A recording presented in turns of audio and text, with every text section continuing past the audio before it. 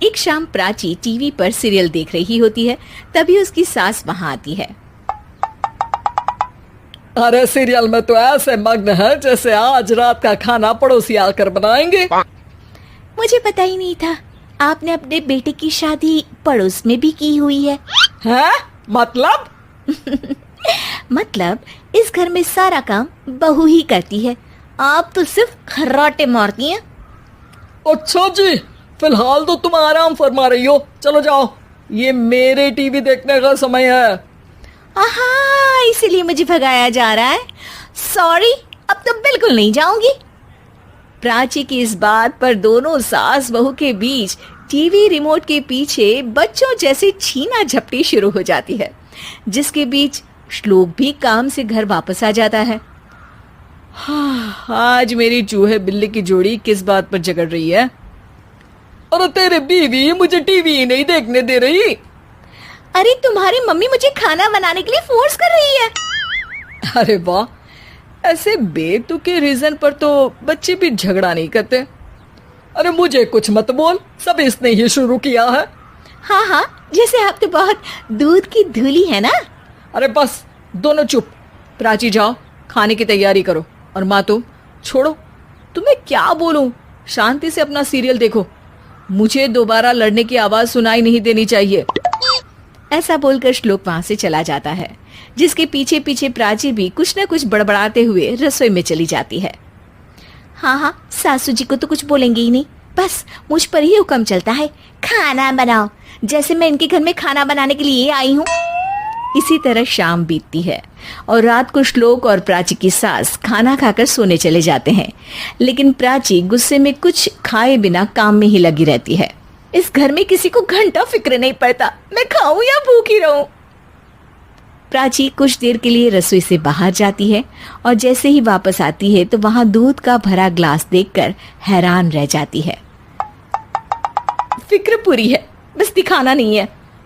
प्राची दूध पीकर सोने चली जाती है और अगली सुबह एक बार फिर सास बहू का कार्टून नेटवर्क स्टार्ट हो जाता है। ये तुमने ही किया है। अरे अजीब जबरदस्ती है, मैं बोल रही हूँ मैंने कुछ नहीं किया। दोनों ने मिलकर पूरे घर को पागल खाना बनाया हुआ है। यहाँ कोई नॉर्मल इंसान तो रह ही नहीं सकता, इसीलिए अब पड़ोसी क्या रिश्तेदार भी घर आने से कतराते हैं। और सुन बेटे, तू भी चंगा, तेरी माँ भी चंगी, तेरी बीवी भी चंगी, रिश्तेदार। हाँ जी, आपको नहीं पता क्या, गंगाधर ही शक्तिमान है, रिश्तेदार ही। हाँ हाँ, बस समझ गया। कभी जानवरों जैसे लड़ेंगी तो कभी जुगलबंदी करेंगी। भाई मैं आप दोनों के बीच में नहीं फंसना चाहता। सास बहू की इस मनमौजी जोड़ी से परेशान होकर श्लोक अपना सिर खुजलाता वहां से चला जाता है। चलो अब मैं भी कीर्तन में जा रही हूँ। इस पर जैसे ही सास कमरे में अपना पर्स लेने जाती है तो वहां नाश्ते की प्लेट रखी देख मुस्कुराने लगती है और नाश्ता करके घर से बाहर निकलते हुए कुछ पैसे टेबल पर रख जाती है, जिसके कुछ देर बाद सिलेंडर वाला घर आता है। ओ मोरी मैया, मैं सिलेंडर के बारे में तो बिल्कुल भूल ही गई थी। घर खर्च के सारे पैसे भी मम्मी के पास है और श्लोक से बोला तो उल्टा 4 बात सुनाएंगे। प्राची ये सोच ही रही होती है कि अचानक उसका चेहरा चमक उठता है और वो घर में आकर इधर उधर देखने लगती है। तभी उसकी नजर टेबल पर रखे पैसों पर पड़ती है, जिन्हें वो सिलेंडर वाले को दे देती है। ये सब श्लोक देख लेता है। अच्छा बेटे, इतना बड़ा घोटाला, सबके सामने मैं तेरी दुश्मन और पीठ पीछे तेरी मेरी यारी। इस पर श्लोक एक प्लान बनाता है और शाम को सब एक साथ बैठे होने पर बोलने लगता है। माँ, तुम दोनों की बहुत लड़ाई होती है, इसलिए मैं सोच रहा हूँ कि प्राची को उसके घर छोड़ाऊं, इससे वो भी खुश रहेगी और तुम भी।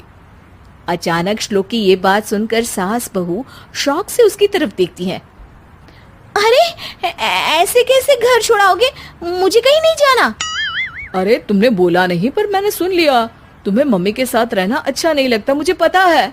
अरे वो अरे, जब बहू खुद कुछ काम बोले तो वो तुझे सुनता नहीं, और अब जो इसने बोला ही नहीं वो तू समझ गया। जब उसे नहीं जाना तो फिर जबरदस्ती क्यों कर रहा है? अच्छा, फिर आपको मौसी के घर छोड़ाता हूँ, बस अब आप दोनों एक घर में एक छत के नीचे नहीं रह सकती। मैं इस टॉम एंड जेरी की जोड़ी को और नहीं झेल सकता। है? ऐसे कैसे नहीं रह सकते? तुम्हें इतनी दिक्कत है तो तुम्हारा बोरिया बिस्तर पैक कर देती हूँ, लेकिन मम्मी जी कहीं नहीं जाएंगी। बिल्कुल यही सुनना था मुझे। अगर दोनों में इतना ही प्यार है फिर हर वक्त ये लड़ाई का नाटक क्यों करती हो? देखा मैंने कैसे माँ किचन में दूध रखती है और तुम उनके लिए कमरे में नाश्ता रखती हो, और कैसे वो पहले ही तुम्हारी दिक्कत समझकर घर में पैसे रखकर बाहर जाती है। अरे भाई, इतना ड्रामा तो डेली सोप में भी नहीं होता जितना तुम दोनों ने इस घर में फैलाया हुआ है।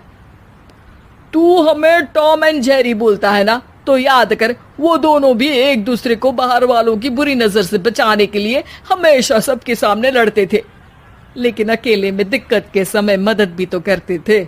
बस हमारा रिश्ता भी कुछ ऐसा ही है। और वैसे भी अगर सास बहू में तू मैं नहीं होती तो दुनिया वालों को कहानियां कैसे मिलेंगी?